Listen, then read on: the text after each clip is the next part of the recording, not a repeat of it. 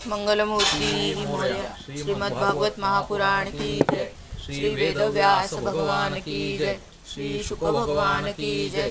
श्री गोपाल कृष्ण भगवान की जय। ओम नमो भगवते वासुदेवाय।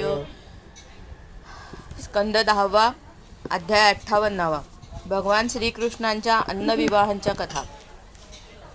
श्री शुक म्हणतात, लाक्षागृहात न जळता परत आलेल्या पांडवांना भेटण्यासाठी भगवान श्रीकृष्ण इंद्रप्रस्थला गेले.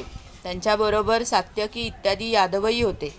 सर्वेश्वर भगवान श्रीकृष्ण आलेले पाहून सर्व वीर पांडव एकदम उठून उभे राहिले. जसे प्राणवायूचा संचार झाल्याबरोबर सर्व इंद्रिये उठतात. वीर पांडवांनी भगवान श्रीकृष्णांना आलिंगन दिले. त्यांच्याशी झालेल्या अंगस्पर्शाने त्यांची सर्व पापे धुवून गेली. भगवंतांचे प्रेमपूर्ण स्मितहास्याने सुशोभित असे मुखारविंद पाहून ते आनंदमग्न झाले. श्रीकृष्णांनी युधिष्ठिर आणि भीमसेनाच्या चरणांना वंदन केले. अर्जुनाला आलिंगन दिले. नकुलाने आणि सहदेवाने भगवंतांच्या चरणांना वंदन केले. जेव्हा भगवान श्रीकृष्ण श्रेष्ठ सिंहासनावर विराजमान झाले तेव्हा सर्वांग सुंदरी नववधू द्रौपदी लाजत लाजत हळूहळू श्रीकृष्णाजवळ आली व तिने त्यांना नमस्कार केला. तसेच पांडवांनी वीर सात्यकीचा सुद्धा सत्कार करून त्याला वंदन केले. तो दुसऱ्या एका आसनावर बसला. इतर यादवांचाही सत्कार केल्यावर ते सुद्धा श्रीकृष्णांच्या चारी बाजूंना आसनावर बसले. यानंतर श्रीकृष्णांनी आत्या कुंतीजवळ जाऊन तिच्या चरणांना वंदन केले. तिने अत्यंत स्नेहाने त्यांना हृदयाशी धरले. त्यावेळी तिच्या डोळ्यातून प्रेमाश्रू वाहू लागले.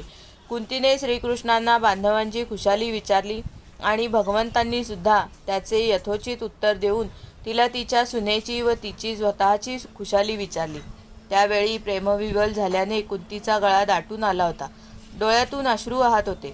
भगवंतांनी विचारल्यावर तिला आपले पूर्वीचे पुष्कळ क्लेश आठवले आणि ज्याचे दर्शन सर्व क्लेशांचा अंत करण्यासाठीच होते त्या श्रीकृष्णांना ती म्हणू लागली, हे कृष्णा, ज्यावेळी तू आम्हाला आपले संबंधी समजून आमची आठवण केलीस आणि आमची खुशाली समजून घेण्यासाठी बंधू अक्रूराला पाठवलेस त्याचवेळी आमचे कल्याण झाले.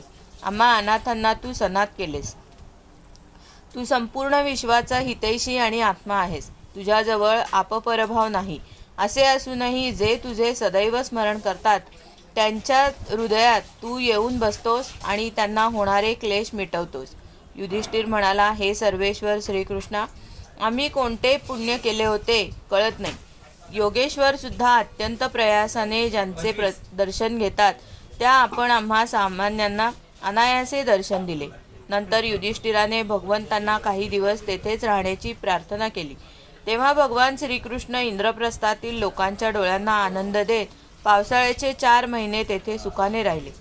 एकदा वीर अर्जुन कवच अंगावर चढवून गांडीव धनुष्य आणि अक्षय बाणांचे भाते घेऊन श्रीकृष्णांसह वानरध्वज असलेल्या रथात बसून पुष्कळ हिंस्र प्राणी असलेल्या निबिड अरण्यात शिकारीसाठी गेला. तेथे त्याने बाणांनी वाघ, डुकरे, रेडे, काळवीट, चित्ते, गौरेडे, गेंडे, हरिण, ससे, साळी इत्यादी प्राणी मारले. त्यापैकी पवित्र पशु पर्वकाळ आलेला पाहून सेवकांनी राजा युधिष्ठिराकडे नेले. इकडे अर्जुन शिकार करून दमल्यामुळे व तहान लागल्यामुळे यमुनेवर गेला. श्रीकृष्ण आणि अर्जुन हे दोन्ही महारथी यमुनेच्या पाण्यात हातपाय धुवून नदीचे निर्मळ पाणी प्यायले. इतक्यात तेथे तपश्चर्या करीत असलेली सुंदर कन्या त्यांनी पाहिली. त्या श्रेष्ठ सुंदरीच्या मांड्या, दात आणि चेहरा अतिशय सुंदर होता. मित्राने पाठवल्याबरोबर अर्जुनाने जाऊन तिला विचारले, हे सुंदरी, तू कोण आहेस? कुणाची कन्या आहेस? कोठून आलीस आणि येथे काय करू इच्छितेस? मला वाटते की तू पतीची इच्छा करीत आहेस. हे कल्याणी, तू तुझा सर्व वृत्तांत सांग. कालिंदी म्हणाली, मी सूर्यदेवाची कन्या आहे. सर्वश्रेष्ठ वर देणारे भगवान विष्णू मला पती म्हणून मिळावेत म्हणून मी कठोर तपश्चर्या करीत आहे. हे वीर अर्जुना, लक्ष्मीचे आश्रय असणाऱ्या भगवानांखेरीज आणखी कोणालाही मी पती म्हणून वरणार नाही. अनाथांचे आश्रय असणारे ते भगवान मुकुंद माझ्यावर प्रसन्न होत. माझे नाव कालिंदी आहे. माझ्या पित्याने यमुनेच्या पाण्यात बांधलेल्या भवनात मी राहते. भगवंतांचे दर्शन होईपर्यंत मी येथेच राहणार. अर्जुनाने श्रीकृष्णांना हा सर्व वृत्तांत सांगितला. त्यांना हे आधीच माहीत होते. त्यांनी कालिंदीला रथात बसवून धर्मराजाकडे आणले. यानंतर पांडवांनी विनंती केल्यावर श्रीकृष्णांनी पांडवांना राहण्यासाठी म्हणून एक अत्यंत अद्भुत आणि विलक्षण नगर विश्वकर्म्याकडून तयार करून घेतले. यावेळी पांडवांना आनंद देण्यासाठी भगवान त्यांच्याकडे राहत असता अग्निदेवाला खांडववन देण्यासाठी त्या अर्जुनाची सारथी झाले. खांडववन मिळाल्याने प्रसन्न झालेल्या अग्नीने अर्जुनाला गांडीव धनुष्य, 4 पांढरे घोडे, 1 रथ, अक्षय बाणांचे 2 भाते आणि शस्त्रास्त्रांनी न तुटणारे 1 कवच दिले. खांडववन जळत असताना अर्जुनाने मयदानवांना अग्नीपासून वाचवले होते, म्हणून त्याने अर्जुनाशी मैत्री करून त्याच्यासाठी एक सभागृह तयार करून दिले. त्याच सभागृहात दुर्योधनाला पाण्याचे ठिकाणी जमीन आणि जमिनीच्या ठिकाणी पाण्याचा भास झाला होता. काही दिवसानंतर अर्जुनाचा आणि इतर संबंधितांचा निरोप घेऊन श्रीकृष्ण सात्यकी इत्यादींसह पुन्हा द्वारकेला परतले. तेथे आल्यानंतर त्यांनी विवाहासाठी योग्य ऋतू आणि मुहूर्त पाहून त्या मुहूर्तावर संबंधितांना परममंगल आणि परमानंदाची प्राप्ती करून देण्यासाठी कालिंदीचे पाणी ग्रहण केले. विंद आणि अनुविंद हे दोघे अवंती देशाचे राजे होते. ते दुर्योधनाच्या मनाप्रमाणे वागणारे होते. त्यांची बहीण मित्रविंदा हिची स्वयंवरामध्ये श्रीकृष्णांना वरण्याची इच्छा होती, परंतु त्यांनी तिला विरोध केला. परीक्षिता, श्रीकृष्णांची आत्या राजादिदेव देवी हिची मित्रविंदा ही कन्या होती. राजांच्या भर सभेतून भगवान श्रीकृष्ण तिला आपल्या सामर्थ्यावर घेऊन गेले. परीक्षिता, कोसलदेवाचा राजा नग्नजित हा अत्यंत धार्मिक होता. त्याची सत्या नावाची मुलगी होती. नग्नजिताची कन्या असल्याने नाग्नजिती या नावानेही ती ओळखली जात होती. राजाच्या अटीनुसार 7 तीक्ष्ण शिंगांच्या अजिंक्य वीरांच्या वासही सहन न करणाऱ्या दुष्ट बैलांवर विजयी मिळवल्याशिवाय राजे त्या कन्येशी विवाह करू शकत नव्हते. यदुश्रेष्ठ भगवान श्रीकृष्णांनी जेव्हा हा वृत्तांत ऐकला की जो पुरुष त्या बैलांवर प्रभुत्व मिळविल त्यालाच सत्या मिळेल, तेव्हा ते मोठी सेना घेऊन कौसल्यपूरला गेले. नरेशाने आनंदाने उठून त्यांचे स्वागत केले आणि आसन देऊन मौल्यवान पूजा सामग्रीने त्यांची पूजा केली. तेव्हा श्रीकृष्णांनी सुद्धा त्यांचे अभिनंदन केले. राजकन्येने वर म्हणून आपल्याला प्रिय असणारे श्रीकृष्ण आलेले पाहून मनोमन अशी इच्छा केली की जर मी व्रताचे पालन करून यांचेच चिंतन केले असेल तर हे माझे पती व्हावेत आणि यांनीही माझी पवित्र लालसा पूर्ण करावी. लक्ष्मी, ब्रह्मदेव, शंकर आणि लोकपाल ज्यांच्या चरणकमलांची धूळ आपल्या मस्तकावर धारण करतात आणि जे आपणच स्थापन केलेल्या धर्ममर्यादेचे रक्षण करण्यासाठी वेळोवेळी अनेक लीलावतार धारण करतात, ते प्रभू माझ्या कोणत्या सत्कर्माने प्रसन्न होणार आहेत.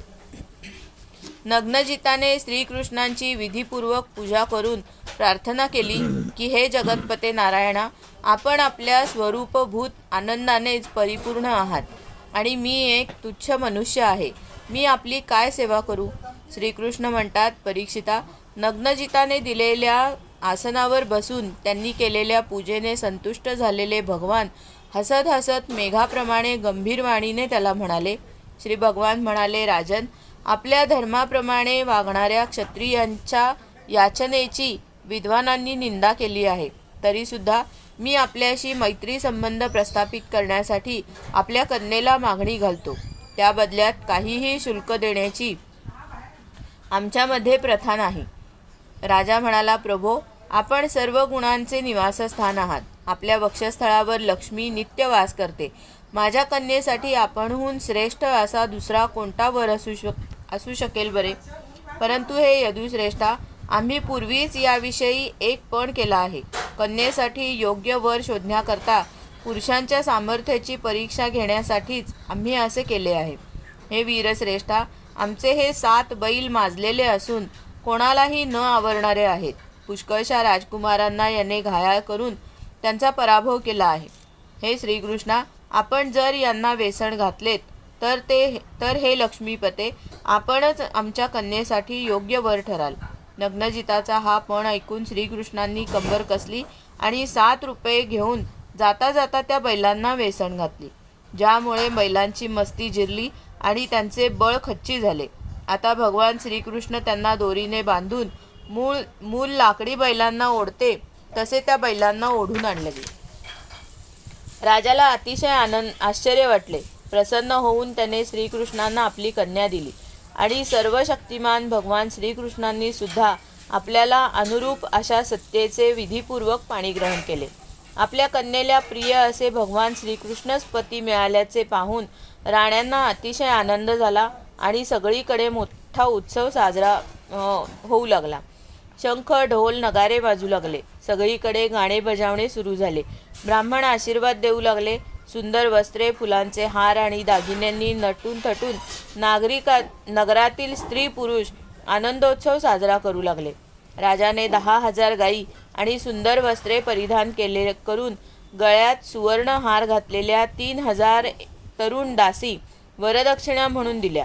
त्याचबरोबर 9,000 हत्ती, 9 लाख रथ, 1 कोटी घोडे आणि 1 अब्ज सेवक सुद्धा वरदक्षिणा म्हणून दिले. नग्नजिताने त्या दाम्पत्याची रथात बसवून विशाल सेनेसह पाठवणी केली. त्यावेळी वात्सल्याने त्यांचे हृदय भरून आले होते. यादवांनी आणि नग्नजिताच्या बैलांनी याआधी ज्या राजांचे बळ धुळीस मिळवले होते त्या राजांनी जेव्हा हा वृत्तांत ऐकला तेव्हा ते सहन न होऊन सत्याला घेऊन जात असताना त्या राजांनी वाटेत श्रीकृष्णाला वेढा घातला आणि ते त्यांच्यावर बाणांचा वर्षाव करू लागले. त्यावेळी अर्जुनाने आपल्या मित्राचे प्रिय करण्यासाठी गांडीव धनुष्य हातात घेऊन सिंह ज्याप्रमाणे क्षुद्र पशूंना पळवून लावतो त्याप्रमाणे त्या राजांना त्याने पिटाळून लावले. त्यानंतर यदुश्रेष्ठ देवकीनंदन ती वरदक्षिणा आणि सत्या यांना घेऊन द्वारकेत आले आणि तिच्यासह आनंदात राहू लागले. श्रीकृष्णांनी केकय देशातील आत्या श्रुतकीर्ती हिच्या भद्रा नावाच्या कन्येशी विवाह केला. तिच्या संतर्दन इत्यादी भावांनी स्वतःच तिला श्रीकृष्णांना दिले होते. मद्र देशाच्या राजाची लक्ष्मणा नावाची एक कन्या होती. ती अत्यंत सुलक्षणी होती. गरुडाने ज्याप्रमाणे स्वर्गातून अमृत पळवले त्याचप्रमाणे श्रीकृष्णांनी स्वयंवरामध्ये एकट्यानेच तिचे हरण केले. भगवान श्रीकृष्णांच्या अशा आणखीही हजारो स्त्रिया होत्या. भौमासुराला मारून त्याच्या बंदीगृहातून त्यांनी त्या सुंदरींना सोडवून आणले होते. अध्याय 58 समाप्त. गोपाल कृष्ण भगवान की जय. हरये नमः, हरये नमः, हरये नमः. मंगलमूर्ती मोरया. श्रीमद्भागवत महापुराण की जय. श्री वेदव्यास भगवान की जय. श्री शुक भगवान की जय. श्री गोपाल कृष्ण भगवान की जय. ओम नमो भगवते वासुदेवाय. अथ एकोनषष्टितमोऽध्यायः. भौमासुराचा उद्धार आणि 16,100 राजकन्यांचा भगवंतांबरोबर विवाह. परीक्षित म्हणाला, ज्या भौमासुराने त्या स्त्रियांना बंदीगृहात कोंडून ठेवले होते त्याला श्रीकृष्णांनी कसे मारले? त्या शारंग धनुष्यधारी श्रीकृष्णांचा तो पराक्रम आपण मला सांगावा. श्री शुक म्हणाले, वरुणाचे छत्र, अदितीची कुंडले आणि मेरू पर्वतावरील देवतांचे मणिपर्वत नावाचे स्थान भौमासुराने हिसकावून घेतले होते. ही हकीकत इंद्राने श्रीकृष्णांना सांगितली. तेव्हा श्रीकृष्ण सत्यभामेसह गरुडावर स्वार होऊन भौमासुराची राजधानी प्रागज्योतिषपूर येथे गेले. प्रागज्योतिषपुरात प्रवेश करणे अत्यंत कठीण होते. तेथे चारी बाजूंनी डोंगरांची रांग होती. त्याच्या आत शस्त्रे लावून ठेवली होती. त्याच्या आत पाण्याने भरलेले खंदक होते. त्याच्या आत अग्नी पेटवलेले खंदक होते आणि त्याच्याही आतल्या बाजूला प्रचंड वारा वाहणारा तट होता. त्याच्या पुढे मूर नावाच्या दैत्याने नगराच्या चारी बाजूंना 10,000 भयंकर आणि घट्ट असे फास लावून ठेवले होते. श्रीकृष्णांनी गदेच्या प्रहारांनी डोंगर फोडून टाकले आणि शस्त्रांची तटबंदी बाणांनी छिन्नविच्छिन्न करून टाकली. सुदर्शन चक्राने अग्नी, पाणी आणि वायूचे तट उद्ध्वस्त करून टाकले. तसेच मूर दैत्याने लावलेले फास तलवारीने तोडून टाकले. यंत्रे आणि वीर पुरुषांची हृदये शंखनादाने विदीर्ण करून टाकली आणि नगराचे कोट गदाधर भगवंतांनी भारी गदेने उद्ध्वस्त करून टाकले. भगवंतांच्या पांचजन्य शंखाचा आवाज प्रलयकालीन विजेच्या कडकडाटाप्रमाणे महाभयंकर होता. तो ऐकून 5 डोक्यांचा मूर दैत्य झोपेतून जागा झाला आणि पाण्यातून बाहेर आला.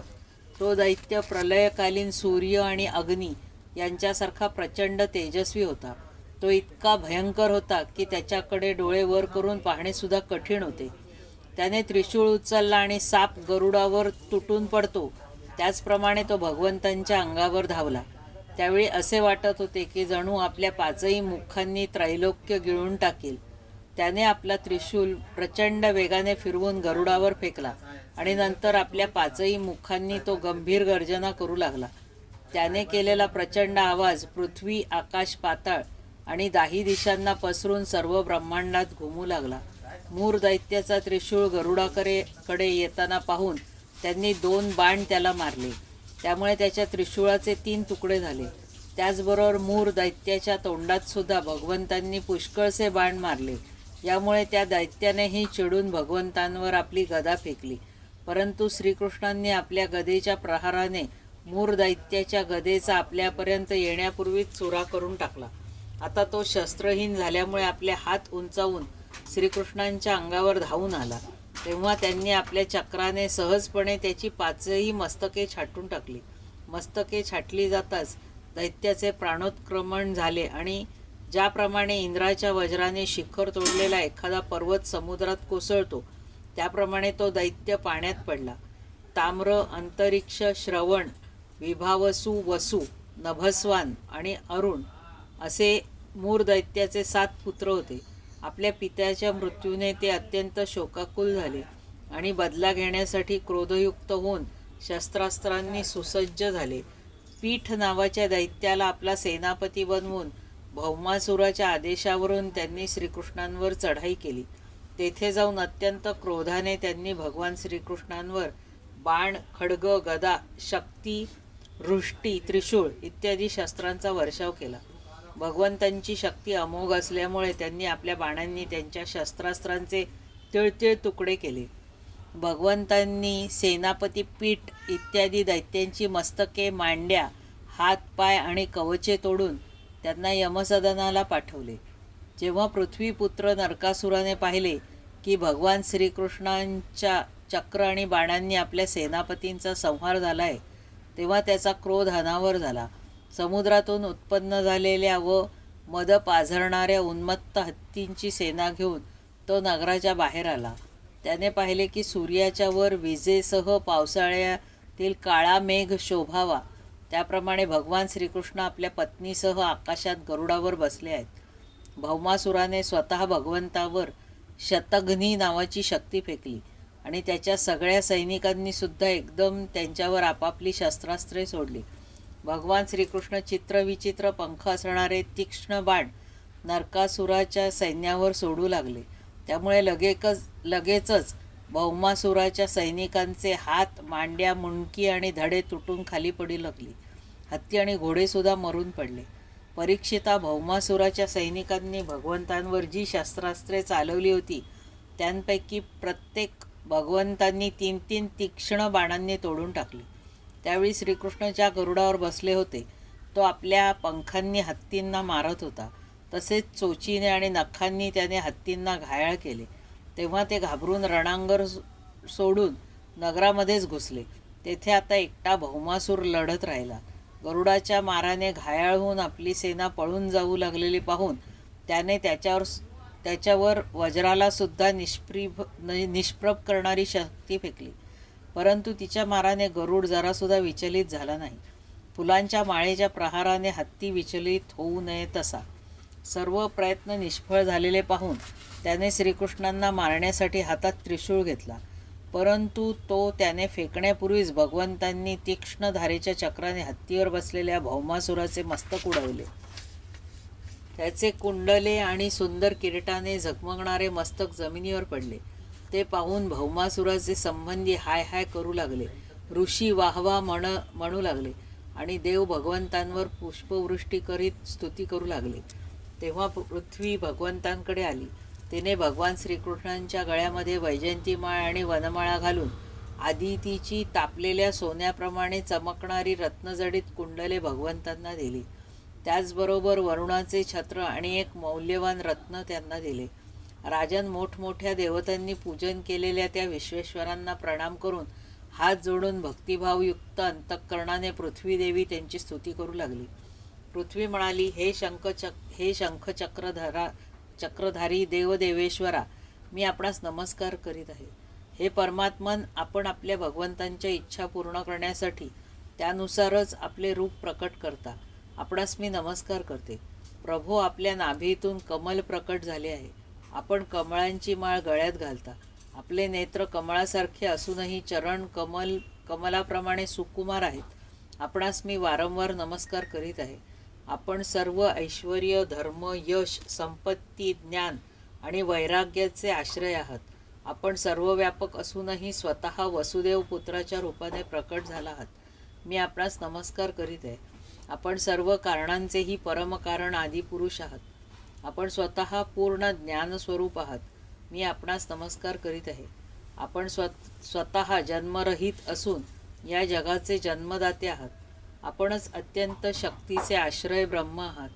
जगाचे जे काही कार्यकारण रूप आहे, जे चराचर आहे, ते सारे आपले स्वरूप आहे. हे परमात्मन, आपल्या चरणांना माझा वारंवार नमस्कार असो.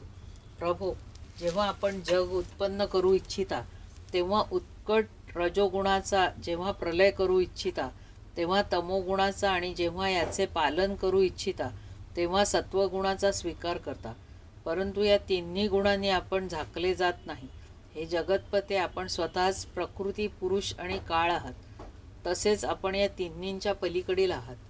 हे भगवन, मी पृथ्वी, जल, अग्नी, वायू, आकाश, पंचतन्मात्रा, मन, इंद्रिये आणि त्यांच्या अधिष्ठात्री देवता, अहंकार व महतत्व असे हे संपूर्ण चराचर जग आपल्या अद्वितीय स्वरूपामध्ये भ्रमामुळेच पाहत आहे. हे शरणागत भयभंजना प्रभो, माझा पुत्र असलेल्या भौमासुराचा हा भगदत्त नावाचा पुत्र भयभीत झाला आहे. मी याला आपल्या चरणकमलांजवळ घेऊन आले.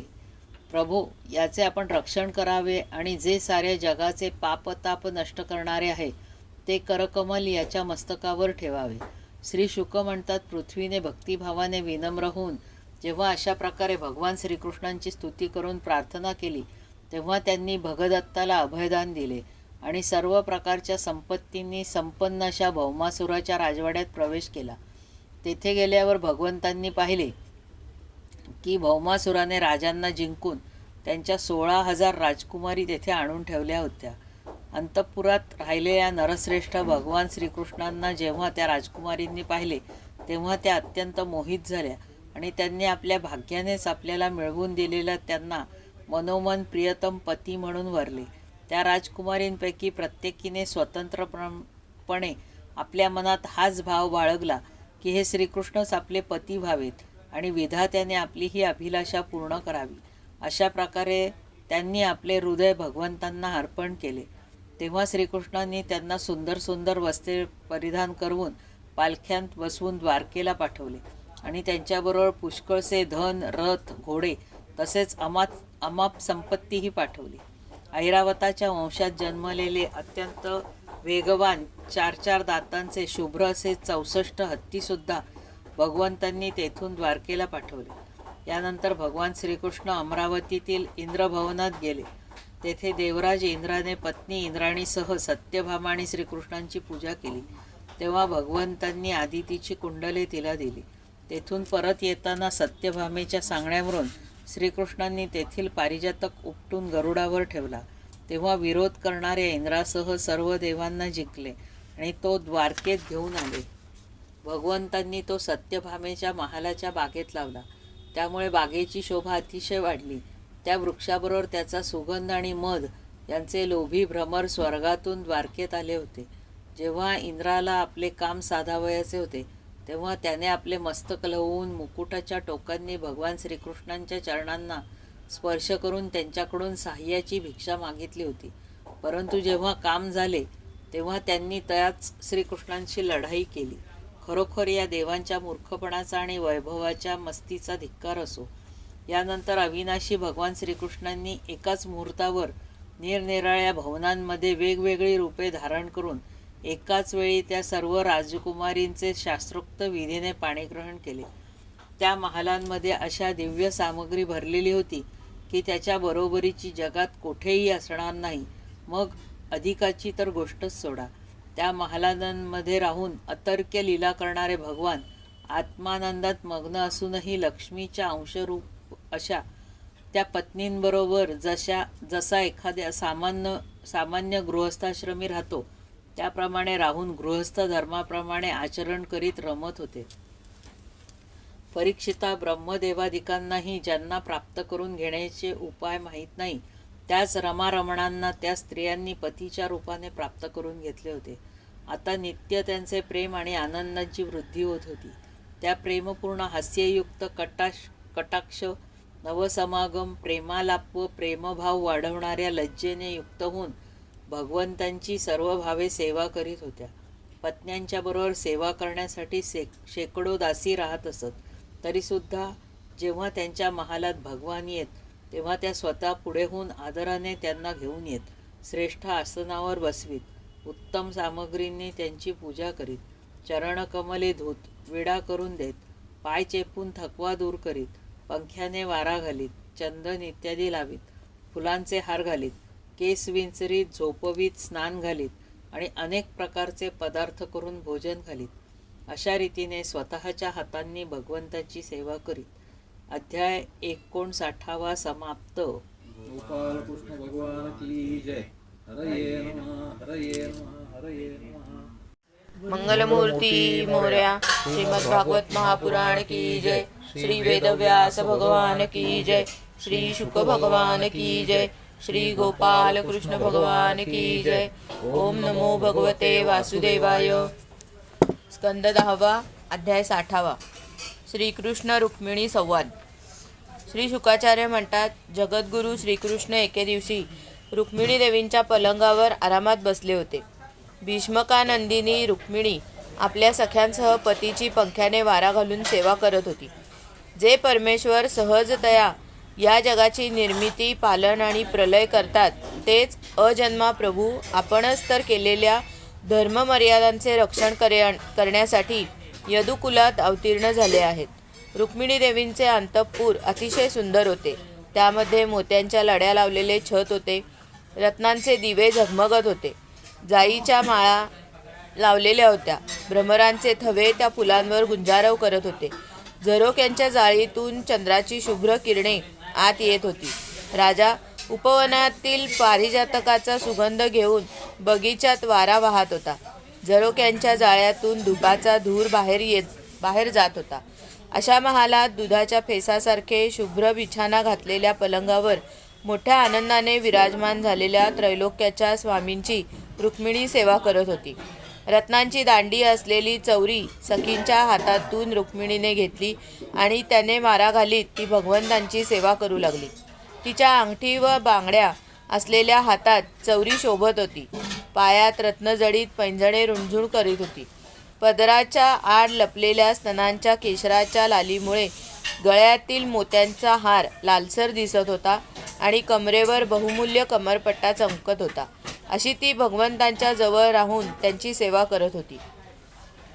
कुरळे केस, कुंडले आणि गळ्यातील सुवर्णांचे हार यांनी शोभणाऱ्या तिच्या मुखचंद्रावरून हास्यरूप चांदण्यांचा अमृतवर्षा होत होता. ती साक्षात एकनिष्ठ लक्ष्मीच होती. यावेळी तिने लीलेने भगवंतांना अनुरूप असे मनुष्यरूप धारण केले होते. तिला पाहून प्रसन्न झालेल्या श्रीकृष्णांनी हसत हसत तिला म्हटले.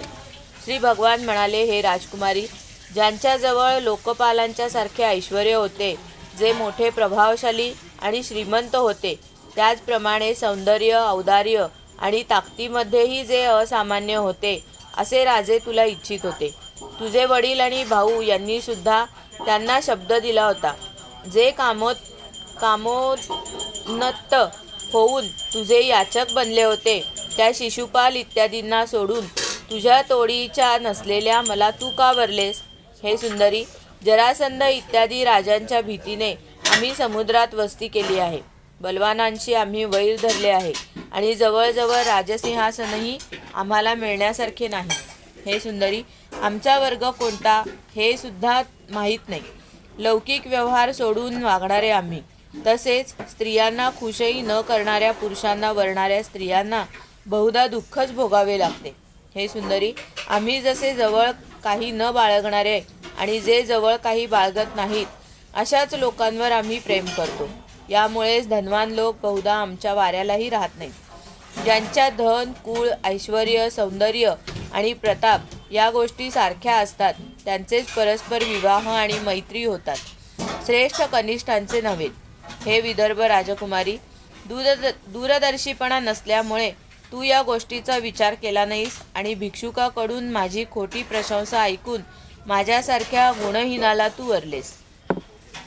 अजूनही तू आम्हाला अनुरूप अशा श्रेष्ठ क्षत्रियांची विवाहबद्ध हो. त्यामुळे तुझ्या इहपरलोकातील आकांक्षा पूर्ण होऊ शकते. हे सुंदरी, तुला माहीतच आहे की शिशुपाल, शाल्व, जरासंध, दंतवक्र इत्यादी राजे आणि तुझा थोरला भाऊ रुक्मीसुद्धा माझा द्वेष करीत आहेत. हे कल्याणी, सामर्थ्याने मदांध झालेल्या गर्विष्ठ अशा त्या दुष्टांचा गर्व नाहीसा करण्यासाठीच मी तुझे अपहरण करून तुला आणले. आम्ही खरोखरच देह व घरदार याविषयी उदासीन आहोत. स्त्री, संतान आणि धन यांची आम्हाला आकांक्षा नाही. आम्ही निष्क्रिय असून दिव्यासारखे साक्षीदार आहोत.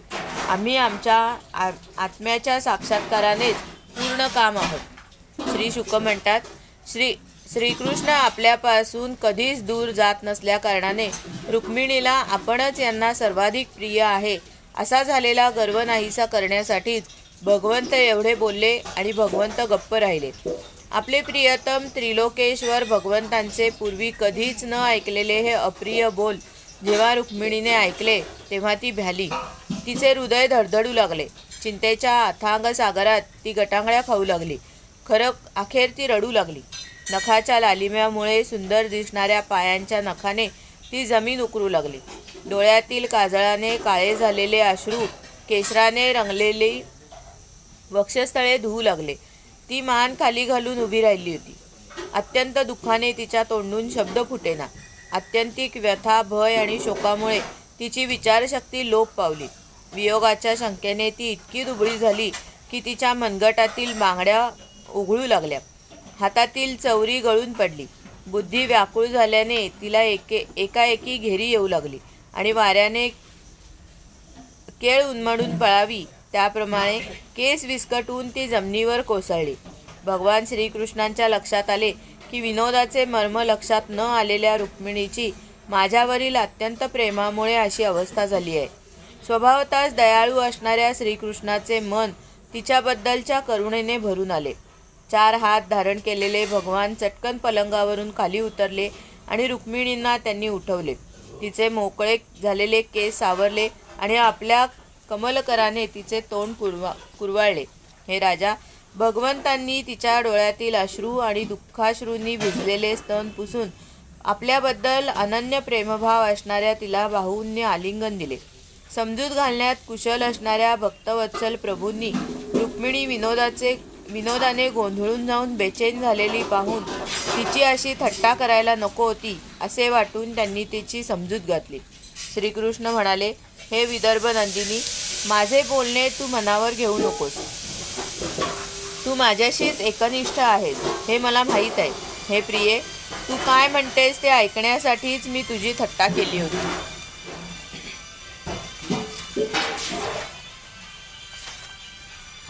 ज्यावरील ओठ प्रणयकोपाने थरथरत आहेत असे रागामुळे डोळ्यांच्या कडा लाल झालेले आणि भुवया उंचावलेले तुझे सुंदर मुखकमल पाहण्यासाठी मी हे बोललो.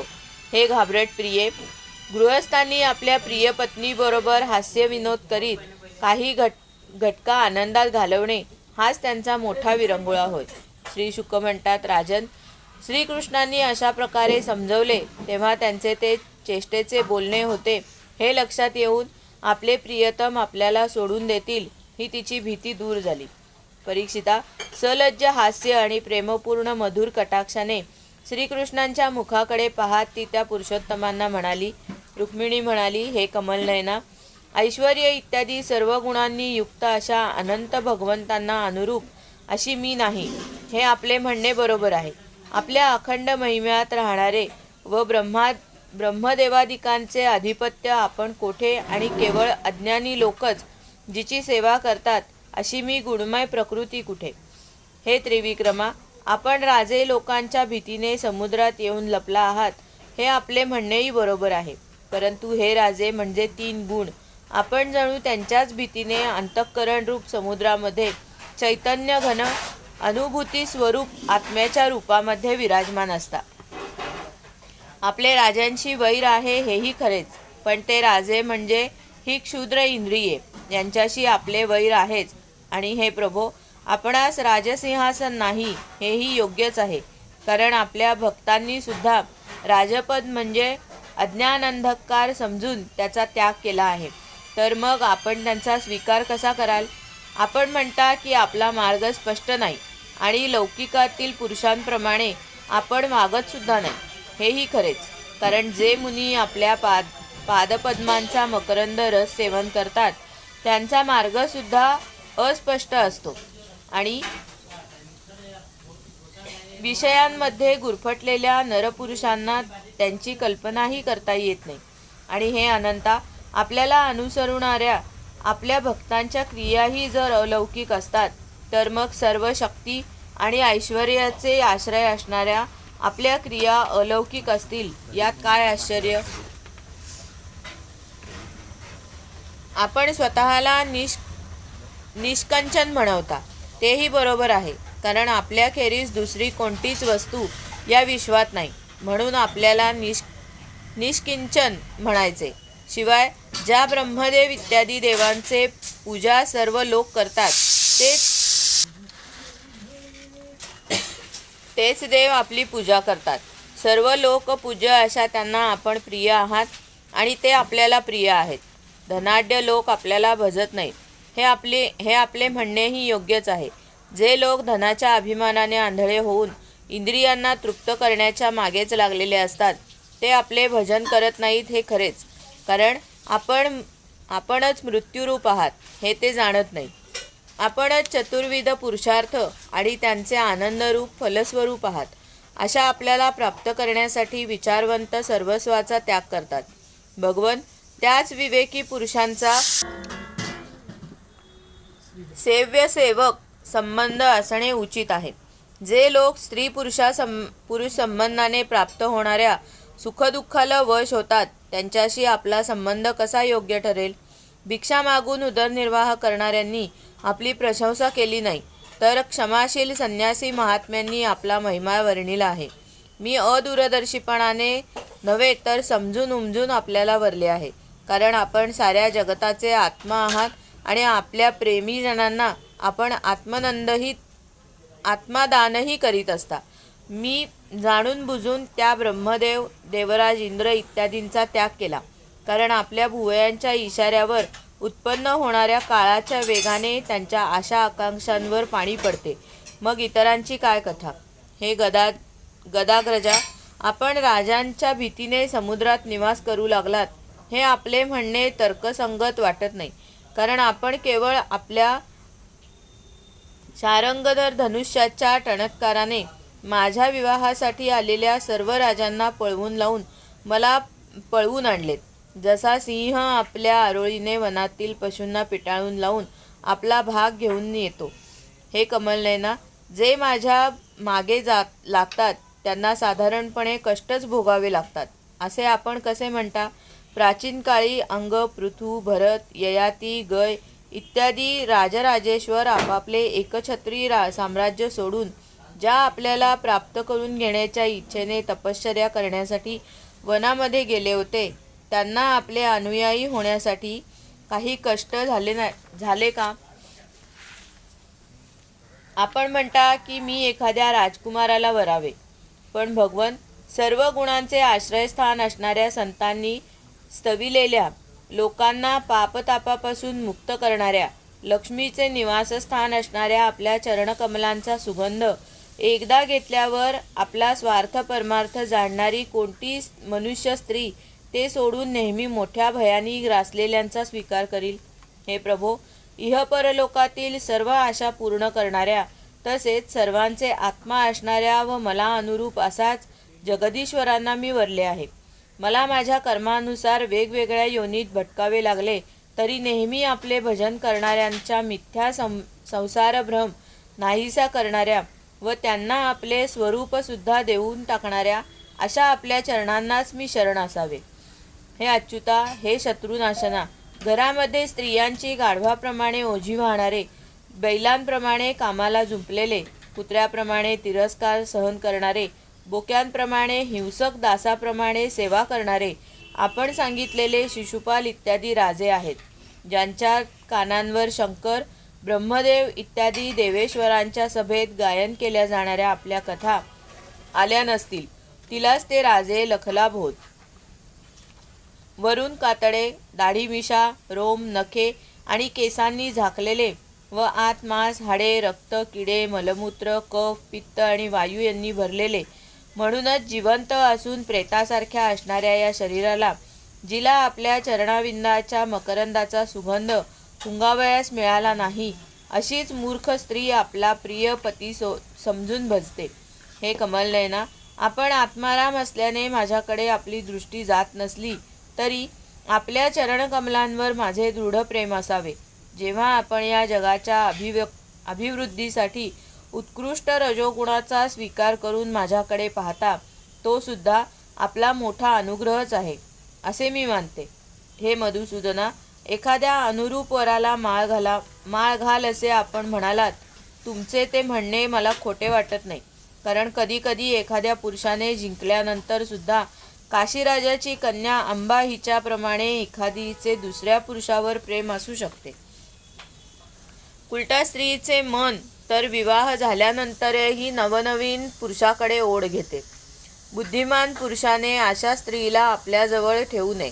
तिला स्वीकारणारा पुरुष इहलोक आणि परलोक असे दोन्हीही घालवून बसतो. श्रीकृष्ण म्हणाले, साध्वी राजकुमारी, तुझ्या तोंडून हेच ऐकण्यासाठी मी तुझी थट्टा केली.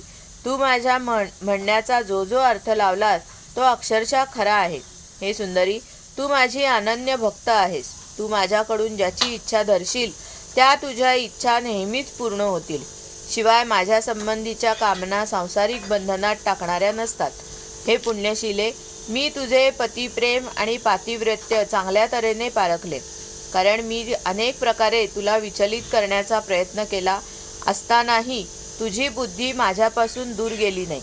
हे प्रिये, मी मोक्ष देणारा आहे असे असून जे सकाम पुरुष अनेक प्रकारची व्रते आणि तपश्चर्या करून दाम्पत्य सुखाची अभिलाषा करतात ते माझ्या मायेने मोहित झाले आहेत असे समजावे. हे मानिनी, मोक्ष व सर्व प्रकारच्या संपत्तीचा स्वामी परमात्मा अशा मला प्राप्त करून सुद्धा जे लोक फक्त संपत्तीचीच अभिलाषा धरतात, माझी नव्हे, ते अभागीच होय. कारण विषय सुख नरकामध्येही मिळू शकते, परंतु त्या लोकांचे मन विषयांमध्येच गुंतलेले असते, म्हणूनच त्यांना नरकात जाणे सुद्धा चांगले वाटते. हे गृहस्वामिनी, तू आत्तापर्यंत संसार बंधनातून मुक्त करणाऱ्या माझीच निरंतर सेवा केली आहेस. ही मोठीच आनंदाची गोष्ट आहे. संसारसक्त माणसे असे कधीच करू शकत नाहीत. ज्या स्त्रियांचे चित्त वाईट कामनांनी भरलेले असते आणि ज्या आपल्या इंद्रियांच्या तृप्तीसाठीच निरनिराळ्या प्रकारचे कपट कारस्थाने करीत असतात, त्यांना तर असे करणे खूपच अवघड आहे. हे मानिनी, मला आपल्या घरामध्ये तुझ्यासारखी प्रेम करणारी पत्नी दुसरी कोणीही दिसत नाही, कारण फक्त माझी कीर्ती ऐकून आपल्याशी विवाहासाठी आलेल्या राजांची उपेक्षा करून ब्राह्मणाकरवी तू मला एक गुप्त संदेश पाठवला होतास. तुझे हरण करतेवेळी मी तुझ्या भावाला युद्धात जिंकून त्याला विद्रूप केले होते आणि अनिरुद्धाच्या विवाह प्रसंगी द्यूत खेळतेवेळी बलरामाने तर त्याचा वध केला, परंतु आमच्याशी वियोग होईल या भीतीने तू गुपचूपपणे सर्व दुःख सहन केलेस. मला एका शब्दाने सुद्धा तू बोलली नाहीस. ह्या गुणामुळेच तू मला जिंकलेस. माझ्या प्राप्तीसाठी तू दूताकरवी आपला गुप्त संदेश पाठवला होतास, परंतु माझ्या येण्याला उशीर होत आहे असे दिसले तेव्हा तुला हे सर्व जग असार वाटू लागले. त्यावेळी तू आपले हे शरीर दुसऱ्या कोणासाठीही योग्य नाही असे समजून ते सोडण्याचा निश्चय केलास. तुझा हा प्रेमभाव तुझ्या ठिकाणीच राहू दे. आम्ही त्याची परतफेड करू शकत नाही. फक्त त्याचे कौतुक करतो. श्री शुक म्हणतात, जगदीश्वर भगवान श्रीकृष्ण आत्माराम असूनही सामान्य मनुष्यासारखे असे प्रेमालाप करीत रुक्मिणीबरोबर रममाण झाले. जगाला उपदेश करणारे सर्वव्यापक भगवान श्रीकृष्ण याचप्रमाणे अन्य पत्न्यांच्या महालांमध्ये सुद्धा गृहस्थाश्रमाला उचित अशा धर्माचे आचरण करीत. अध्याय 60 समाप्त. गोपाल कृष्ण भगवान की जय. हरये नमः, हरये नमः, हरये नमः. मंगलमूर्ती मोरया. श्रीमद् भागवत महापुराण की जय. श्री वेदव्यास भगवान की जय. श्री शुक भगवान की जय. श्री गोपाल कृष्ण भगवान की जय. ओम नमो भगवते वासुदेवाय. स्कंद 10 अध्याय 61. भगवंतांच्या संततीचे वर्णन व अनिरुद्धाच्या विवाहामध्ये रुक्मिला मारणे. श्री शुक म्हणतात, श्रीकृष्णांच्या प्रत्येक पत्नीला 10 पुत्र झाले. ते सर्व गुणांच्या बाबतीत वडिलांपेक्षा कमी नव्हते. श्रीकृष्ण आपल्या महालाबाहेर कधीच जात नाहीत असे पाहून आपणच श्रीकृष्णांना अत्यंत प्रिय आहोत असे त्या राजकन्यांना वाटले, कारण त्यांना श्रीकृष्णांच्या खऱ्या स्वरूपाची जाणीव नव्हती. आत्मानंदामध्ये असलेल्या श्रीकृष्णांचे कमळाच्या कळीप्रमाणे सुंदर मुख, दीर्घ बाहू, आकर्ण नेत्र, प्रेममय हास्य, भावपूर्ण नजर आणि मधुर वाणी यांमुळे त्या सुंदरी स्वतःच मोहित झालेल्या असत. त्या आपल्या शृंगारपूर्ण हावभावांनी त्यांचे मन जिंकू शकत नसत. मंद हास्ययुक्त नेत्रकटाक्षांनी व भुवयांच्या विलासाने त्या 16 सहस्त्र स्त्रिया कामकलेच्या भावांनी परिपूर्ण असे कामबाण त्यांच्यावर सोडीत. परंतु कोणत्याही साधनांनी त्या भगवंतांचे मन विचलित करू शकल्या नाहीत. ब्रह्मदेव इत्यादी देवांना सुद्धा ज्यांचे खरे स्वरूप कळले नाही, त्याच रमारमणांना त्या स्त्रियांनी आपल्या पतीच्या रूपाने प्राप्त करून घेतले होते. आता नित्य त्यांचे प्रेम आणि आनंद वाढत होते आणि त्या प्रेमपूर्ण हास्ययुक्त पाहणे, नव्या समागमाची लालसा इत्यादींनी भगवंतांची सेवा करत असत. या सर्व पत्न्यांच्या बरोबर सेवा करण्यासाठी शेकडो दासी असत. तरीसुद्धा जेव्हा त्यांच्या महालात भगवान येत तेव्हा त्या स्वतः पुढे होऊन त्यांचे स्वागत करीत. श्रेष्ठ आसनावर बसवीत. उत्तम सामग्रीने त्यांची पूजा करीत. चरणकमले धूत, विडा देत, पाय चेपून त्यांचा थकवा दूर करीत, पंखाने वारा घालीत, सुवासिक चंदन इत्यादी लावीत, फुलांचे हार गळ्यात घालीत, केस विंचरीत, झोपवीत, स्नान घालीत आणि अनेक प्रकारच्या पदार्थांचे भोजन करून स्वतः भगवंतांची सेवा करीत. श्रीकृष्णांच्या प्रत्येक पत्नीला 10 पुत्र होते, ते मी सांगितलेच आहे. त्यापैकी ज्या 8 पट्टराण्या होत्या त्यांच्या प्रद्युम्न इत्यादी पुत्रांविषयी मी आता सांगतो. प्रद्युम्न चारुदेष्ण, सुदेष्ण, पराक्रमी चारुदेह, सुचारू, चारुगुप्त, भद्रचारू, चारुचंद्र, विचारू आणि 10वा चारू असे रुक्मिणीला 10 पुत्र झाले. ते सर्वजण कोणत्याही बाबतीत वडिलांहून कमी नव्हते. भानू, सुभानू, स्वरभानू, प्रभानू, भानुमान, चंद्रभानू, बृहन्भानू, अतिभानू, श्रीभानू आणि प्रतिभानू असे सत्यभामेचे 10 पुत्र होते. जांबवतीचे साम, सुमित्र, सुरजित, पुरजित, शतजित, सहस्त्रजित, विजय, चित्रकेतू, वसुमान, द्रविड आणि क्रतू असे 10 पुत्र होते. हेही श्रीकृष्णांना प्रिय होते. नाग्नजितीला वीर, चंद्र, अश्वसेन, चित्रगु, वेगवान, वृष, आम, शंकू, वसु आणि कांतिमान, कुंती असे 10 पुत्र होते. कालिंदीचे हे 10 पुत्र होते. धूत, कवी, वृष, वीर, सुबाहू, भद्र, शांती, दर्श, पूर्णमास आणि धाकटा सोमक. मद्रदेशाची राजकन्या लक्ष्मणा हिच्यापासून प्रघोष, गात्रवान, सिंह, बल, प्रबल, ऊर्ध्वर्ग, महाशक्ती, सह, ओज आणि अपराजित यांचा जन्म झाला. मित्रविंदेचे वृक, हर्ष, अनिल, गृध्र, वर्धन, अन्नाद, महाश, पावन, वर्ही आणि क्षुधी हे पुत्र होते. भद्रेचे संग्रामजित, बृहस्सेन, शूर, प्रहरण, अरिजित, जय, सुभद्र, वाम, आयु आणि सत्यक हे पुत्र होते. या पट्टराण्यांव्यतिरिक्त भगवंतांच्या रोहिणी इत्यादी आणखीही 16,100 पत्न्या होत्या. त्यांचे दीप्तिमान ताम्रतप्त इत्यादी पुत्र होते. प्रद्युम्नांचा भोजकट नगरात राहणाऱ्या रुक्मीची कन्या रुक्ममती हिच्याशी विवाह झाला होता. तिच्यापासून बलशाली अनिरुद्धाचा जन्म झाला. परीक्षिता, श्रीकृष्णांच्या मुलांचा 16,108 माता होत्या, म्हणून त्यांच्या पुत्रपौत्रांची संख्या कोट्यावधी झाली. राजाने विचारले, हे विद्वान, भगवान श्रीकृष्णांनी रणभूमीवर रुक्मीचा पराभव केला होता, त्यामुळे तो श्रीकृष्णांना मारण्यासाठी संधीची वाट पाहत होता. अशा स्थितीत त्याने आपली कन्या शत्रूच्या मुलाला कशी दिली? या दोन शत्रूंमध्ये पुन्हा परस्पर वैवाहिक संबंध कसा जुळून आला? कारण योगीजन भूत, भविष्य आणि वर्तमान काळातील इंद्रियातीत पुष्कळ लांबच्या किंवा एखाद्या अडथळ्यामुळे न दिसणाऱ्या गोष्टीसुद्धा प्रत्यक्ष पाहत असतात. श्री शुक म्हणतात, प्रद्युम्न मूर्तिमंत कामदेव होता. त्याला रुक्मवतीने स्वयंवरामध्ये स्वतःच वरमाला घातली. यावेळी युद्धामध्ये प्रद्युम्नाने एकट्यानेच तेथे एकत्रित आलेल्या राजांना जिंकले आणि रुक्मवतीचे हरण केले. श्रीकृष्णांकडून अपमानित झाल्यामुळे जरी रुक्मीच्या मनातील वैर कायम होते, तरीसुद्धा आपली बहीण रुक्मिणी हिला प्रसन्न करण्यासाठी त्याने आपला भाचा प्रद्युम्न याला आपली कन्या दिली. परीक्षिता, रुक्मिणीची एक सुंदर चारुमती नावाची कन्या होती. कृतवर्म्याचा पुत्र बली याने तिच्याशी विवाह केला. रुक्मीचे श्रीकृष्णांशी वैर होते, तरीसुद्धा आपल्या बहिणीला प्रसन्न करण्यासाठी त्याने आपली नात रोचना हिचा विवाह रुक्मिणीचा नातू अनिरुद्ध याच्याशी लावून दिला. अशा प्रकारचा विवाह संबंध शास्त्रविरुद्ध होता हे रुक्मीला माहीत असून सुद्धा बहिणीच्या प्रेमाखातर त्याने असे केले. राजा, अनिरुद्धाच्या विवाह सोहळ्यासाठी भगवान श्रीकृष्ण, बलराम, रुक्मिणी, प्रद्युम्न, सांब इत्यादी भोजकट नगराला आले. विवाह सोहळा संपल्यावर कलिंग, नरेश इत्यादी गर्विष्ठ राजे रुक्मिणीला म्हणाले, तू बलरामाला द्यूतात जिंकून दाखव. हे राजा रुक्मी, बलरामाला द्यूत खेळता येत नाही, परंतु खेळण्याचे त्याला जबरदस्ती व्यसन आहे. त्या लोकांनी इरेला घातल्याने रुक्मीने बलरामांना बोलावून तो त्यांच्याबरोबर द्यूत खेळू लागला.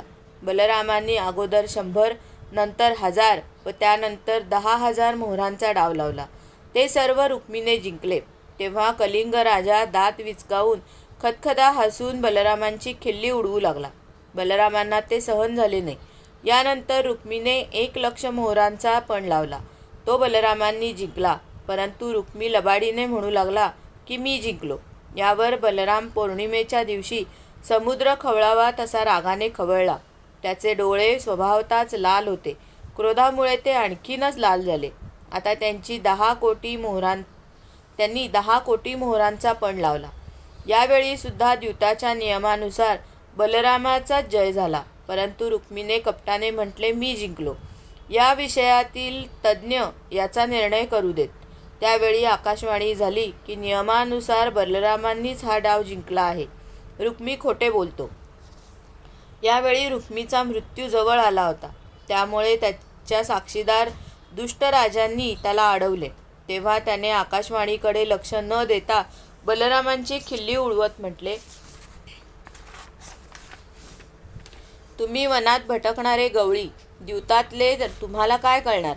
फाशांनी आणि बाणांनी फक्त राजे लोकांनीच खेळावे, तुम्ही नव्हे.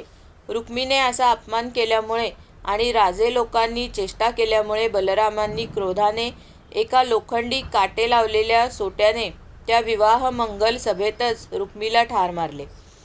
जो कलिंग नरेश अगोदर दात विचकावून हसत होता, तो आता तेथून निसटला, परंतु बलरामांनी 10 पावलांवरच त्याला गाठून क्रोधाने त्याचे दात पाडून टाकले. बलरामांनी त्याच सोट्याने दुसऱ्या राजांचेही हात, मांड्या, मस्तके इत्यादी तोडून टाकली. रक्ताने माखलेले ते भयभीत होऊन तेथून पळू लागले. परीक्षिता, श्रीकृष्णांनी विचार केला की बलरामांची प्रशंसा केली तर रुक्मिणी रागवेल आणि हे वाईट केले असे म्हटले तर बलराम रागवेल. आपण आपला मेहुणा रुक्मी याच्या मृत्यूबद्दल ते चांगले अगर वाईट काहीच बोलले नाही. यानंतर अनिरुद्धाचा विवाह आणि शत्रूचा वध ही दोन्ही कामे पूर्ण करून भगवंतांचे आश्रित बलराम इत्यादी यादव नवविवाहिता रोचना हिच्यासह अनिरुद्धाला श्रेष्ठ रथात बसवून भोजकट नगरातून द्वारकापुरीला निघून आले. अध्याय 61 समाप्त. गोपाल कृष्ण बलराम की जय. हरये नमः हरये नमः हरये नमः.